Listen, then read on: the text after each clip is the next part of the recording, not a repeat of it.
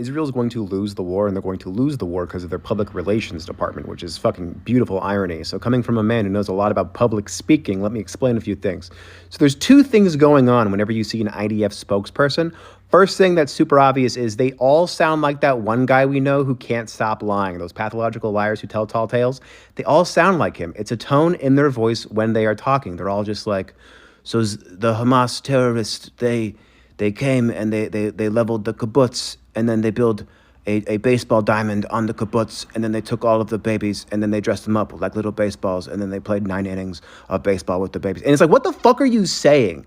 And they say it with a straight face, and then 5 minutes later, it'll be like, oh yeah, actually, back in like 1975, there's a historic account of Israeli soldiers dressing Palestinian children up as baseballs and playing 9 innings of baseball with it. You're just projecting your own war crimes onto them. And it's like, obviously that never happened. I'm making up a war crime. But it's like that on repeat every day, and we all have access to the internet. And it's like they forgot that. They forgot we can fact check in real time. And then the other thing that's going on is because they all believe the things that they say all the time. They believe these lies. They believe a lot of the propaganda being pushed to them by their own government. You end up with the situation where they'll say shit that's completely out of pocket. And to them, it makes total sense.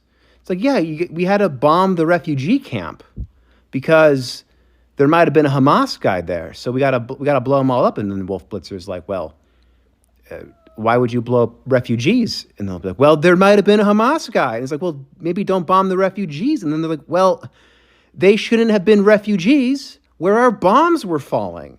How can we prevent the refugees from all wanting to hug our bombs? And Wolf Blitzer's just like, what the fuck are you talking about? And that's the war. The war isn't the guns on the ground. The war is public perception. And the public perception of Israel is that they're fucking insane.